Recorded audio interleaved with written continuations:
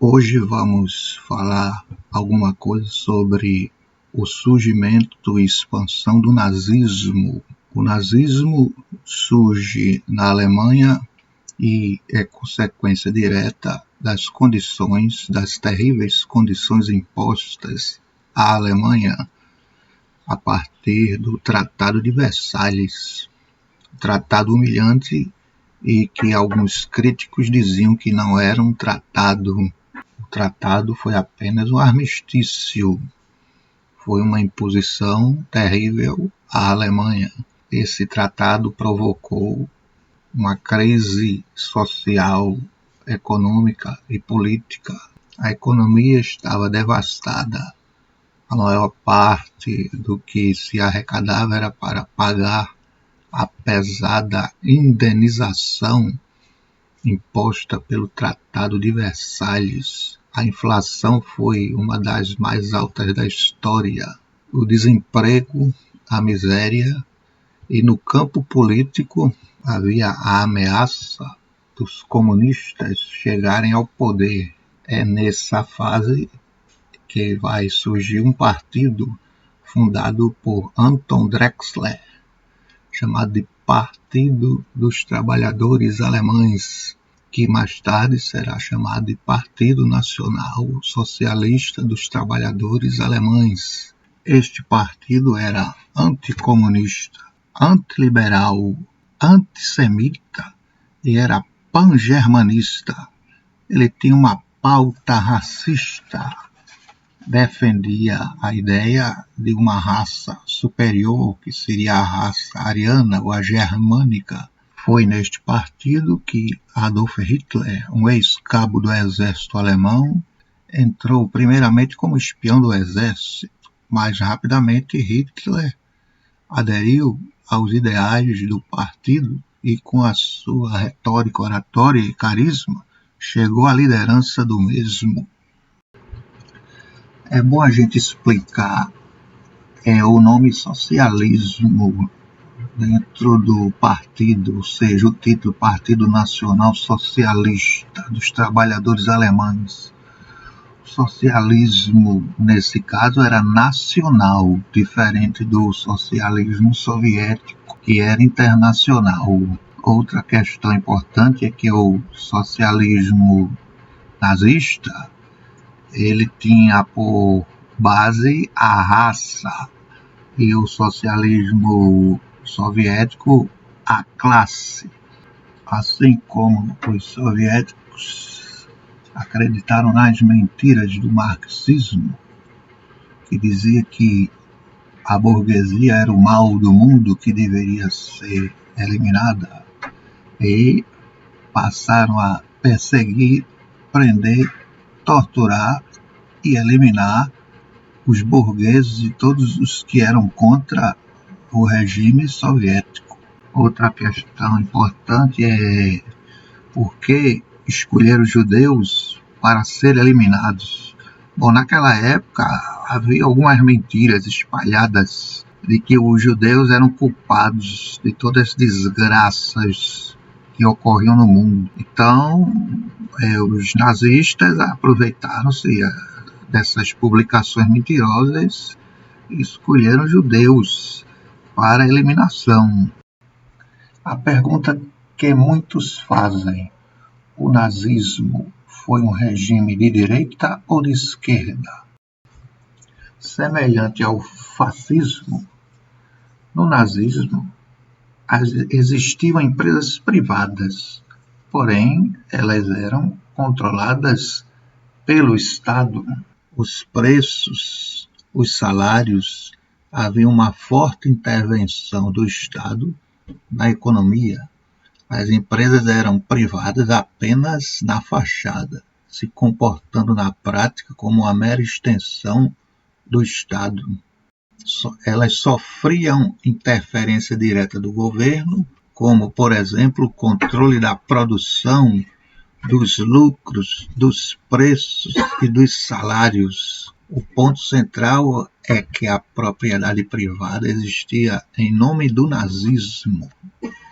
as empresas privadas se comportavam como estatais diante do controle de preços e salários. Evidentemente que isso não é livre mercado, ou seja, no nazismo não existia livre mercado, ou seja, você classificar um país, um estado como de direita, a base é o livre mercado, livre concorrência.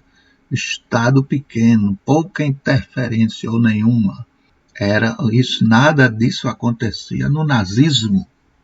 Os nazistas tinham como um de seus ideais o conceito de espaço vital, chamado em alemão de Lebensraum, concebido por Friedrich Hatzel, que dizia mais ou menos o seguinte: toda sociedade em um determinado grau de desenvolvimento deve conquistar territórios onde as pessoas são menos desenvolvidas.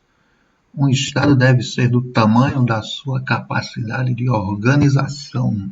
A Alemanha chegou tarde na corrida colonialista e queria agora ser uma potência colonialista como eram França e Inglaterra.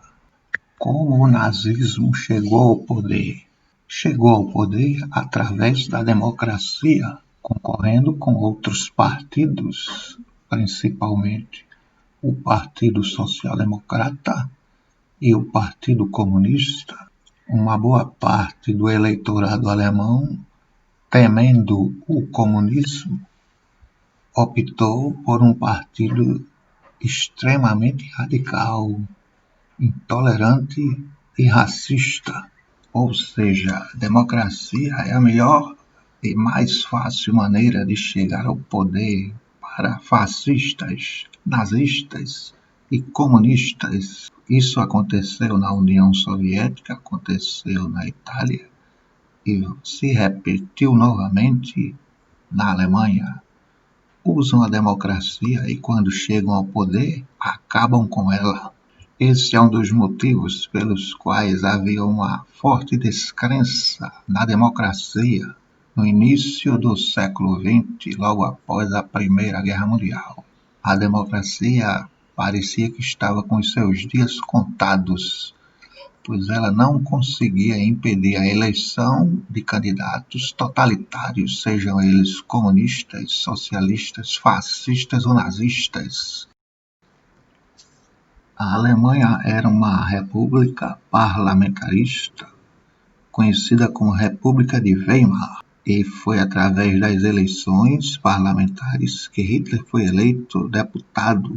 E como seu partido nazista foi cada vez crescendo mais, mesmo diante de toda a oposição, o presidente da República, Hindenburg, indicou Hitler para primeiro-ministro.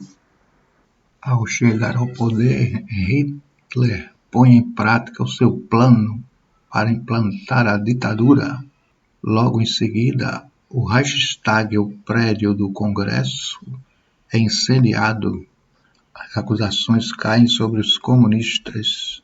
Isso no início de 1933. Hitler, já como chanceler, indicado por Hindenburg. Neste mesmo ano de 1933, o Partido Nazista vai eliminando toda a oposição. Os sociais-democratas foram proibidos em junho. Outros partidos vão sendo eliminados. E em julho de 1933 é decretado na Alemanha apenas a existência de um partido único. Em pouco tempo, a ditadura nazista passa a controlar todos os aspectos da vida do povo: educação, economia, movimentos trabalhistas, imprensa, etc. Com uma eficiente propaganda sob o comando de Goebbels e com uma polícia secreta, passa a impor o que se pode ler, ouvir e ver. Jornais, livros, cinema e rádio passam a ser controlados. Para os que criticavam a Gestapo, a polícia secreta, entrava em ação. Por isso é que houve a queima dos livros, ou seja, a censura. Foram queimados todos os livros considerados subversivos, considerados perigosos. No campo econômico, a economia nazista recuperou o país, reduzindo o desemprego de 6 milhões para algo em torno de 1 milhão. A produção cresceu em torno de 102% entre 32 e 37, e a renda nacional dobrou. Uma boa parte desse crescimento foi resultado de um amplo programa de obras públicas e da reativação da fabricação de todo tipo de armamentos. Cumprindo o que prometia, Hitler desprezou as cláusulas do Tratado de Versalhes. Os nazistas acreditavam na guerra como principal força motriz para o progresso humano. Uma boa parte dos armamentos alemães foi utilizada já na Espanha, em 1936, durante a Guerra Civil Espanhola, quando Hitler atendeu os pedidos de Francisco Franco. Nazismo e comunismo, ou socialismo, são dois lados da mesma moeda. Do ponto de vista político, não precisa de muito esforço para provar o óbvio. Ambos os regimes eram ditatoriais, suprimiam as liberdades individuais, controlavam a economia e matavam qualquer um que se opusesse contra os seus governos.